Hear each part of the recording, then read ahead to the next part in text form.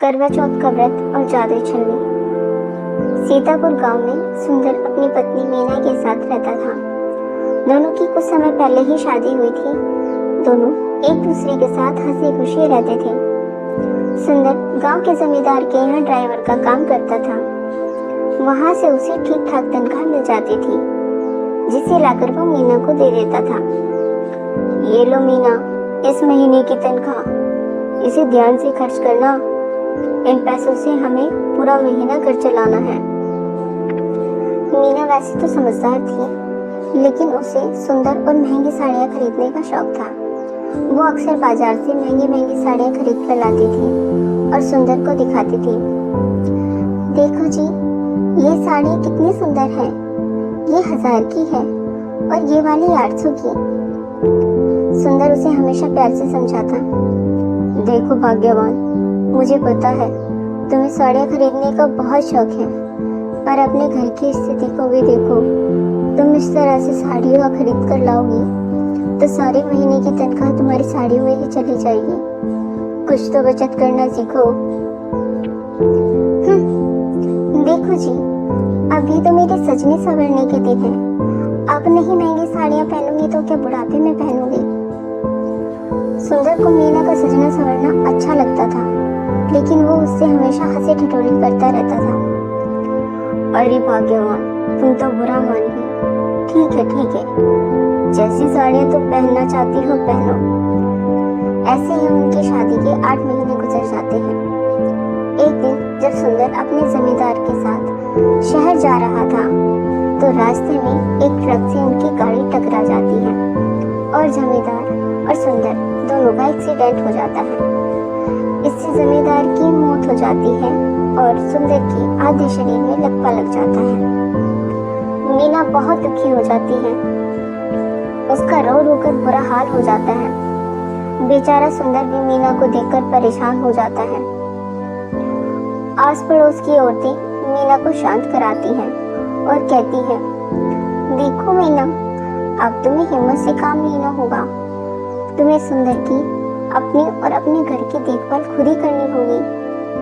ऐसा कहकर भी औरतें वहां से चली जाती हैं। सुंदर की देखभाल करते करते कुछ दिन बीत जाते हैं।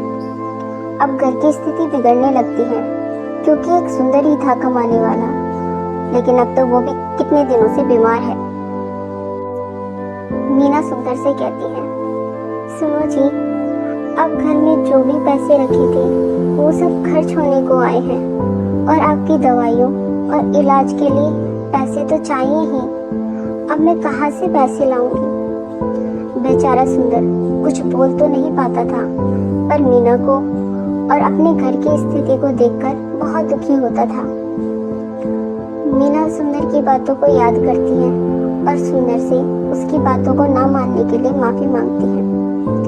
सुनो जी, आप मुझे माफ कर दो।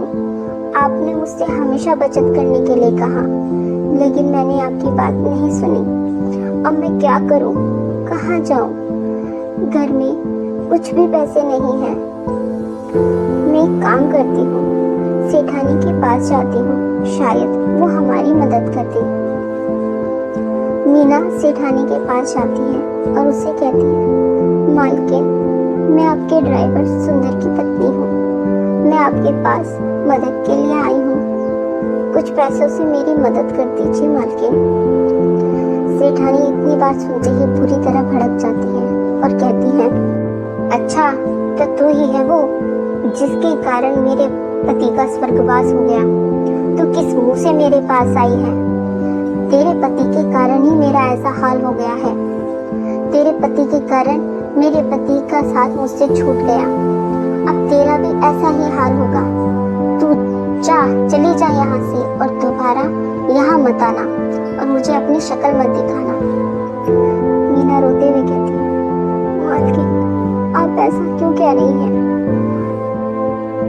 क्या पता आपके पति की मृत्यु का समय हो गया हो, इसीलिए जमींदार साहब के साथ ऐसा हुआ। लेकिन आप मेरे पति के बारे में ऐसा मत बोलिए। उन्होंने जानबूझकर ऐसा नहीं किया होगा। मीना बेचारी दुखी होकर रोते हुए वहां से आ जाती है। अब मीना सोचने लगती है कि अब मुझे ही हिम्मत से काम लेना होगा, मुझे ही कुछ करना होगा। अब मीना लोगों के घरों में काम मांगने निकल पड़ती है। दीदी, कोई काम हो तो मुझे बताना, मैं घर का सारा काम जानती हूँ। लेकिन सभी लोग मीना को काम देने से मना कर देते हैं, क्योंकि सेठानी ने गांव में ये अफवाह फैलवा दी थी कि सुंदर और मीना ने जमींदार को मरवाया है। इतना सब होने के बावजूद भी मीना दूसरे गांव में जाकर झाड़ू पोछे और बर्तन साफ करने का काम शुरू कर देती है। आते जाते लोग उसे ताने भी मारने लगते हैं। देखो देखो, खूनी की पत्नी, देखो इसे नहीं अपने पति की ऐसी हालत की होगी, और अब बन सवर कर ना जाने कहाँ जाती है। रोती बिलखती मीना अपने काम पर जाती है। वहाँ उसे पता चलता है कि 2 दिन बाद करवा चौथ का व्रत है। मीना को करवा चौथ व्रत की विधि का पता नहीं था, क्योंकि ये उसका पहला व्रत था। मीना अपनी मालकिन से पूछती है, मालकिन, ये व्रत कैसे होता है और इसके करने से क्या होता है? मीना की मालकिन बताती है कि इस व्रत को करने से तुम्हारे पति की उम्र लंबी होती है। इस व्रत को बिना कुछ खाए, बिना कुछ पिए चंद्रमा को अर्घ देकर पूरा करना होता है। इसमें करवा चौथ की थाली तैयार करनी होती है। उसमें पति को छन्नी से चांद को देखकर अपने पति को देखना होता है। मीना पूरे विश्वास के साथ इस व्रत को रखने का प्रण लेती है और करवा चौथ का सामान लेने दुकान पर जाती है। दुकान वाले यह कहकर सामान देने से मना कर देते हैं, तू क्या करेगी उस सामान का? उस खूनी के लिए व्रत करके तुझे क्या मिलेगा? क्या तू किसी और के लिए व्रत रखेगी? मीना अब तक इन सब बातों से दुखी जरूर होती थी, लेकिन अब तो मानो वो टूट ही गई थी। वो बेसुध होकर चले जा रही थी और चलते चलते घने जंगल में चली गई और फफक फवाक कर रोने लगी। तभी उसे एक आवाज सुनाई देती है, मीना। और वो देखती है कि सामने एक सुंदर सी देवी खड़ी है। देवी को देखकर मीना पूछती है, आप कौन है देवी? मैं वृक्ष माता हूँ, और तुम्हारा इस तरह से रोना मुझसे नहीं देखा गया, तो मैं तुम्हारे पास आ गई। बताओ बेटी, क्या हुआ है? तुम क्यों इस तरह से रो रही हो? वृक्ष माता, मेरा नाम मीना है। मेरे पति को लगवा लगा है और लोगों ने कई तरह के गंदे आरोप मुझ पर और मेरे पति पर लगाए हैं। वे हमें खूनी और ना जाने क्या क्या कहते हैं। हे वृक्ष माता, मैंने अब तक उनके सभी आरोप सहे, लेकिन वे अब मुझे करवा चौथ का व्रत रखने पर भी ताना मार रही हैं और अपशब्द कह रहे हैं। कल करवा चौथ है और ये लोग मुझे करवा चौथ का सामान खरीदने से रोक रहे हैं। मैं क्या करूं? मुझे मेरे पति के लिए व्रत रखना है, पूजा करनी है, और बिना पूजा सामग्री के मैं कैसे व्रत करूंगी? तो क्यों परेशान होती है मीना? ये ले करवा चौथ व्रत की थाली और व्रत कर और पूजा कर। और हाँ, ये जो छन्नी है जादुई है, तू इससे जो मांगेगी तुझे इससे मिल जाएगा। मीना खुशी खुशी घर जाती है। अगले दिन मीना व्रत रखती है और रात को जैसे जैसे उसकी मालकिन ने व्रत का तरीका बताया था वैसे वैसे करती है।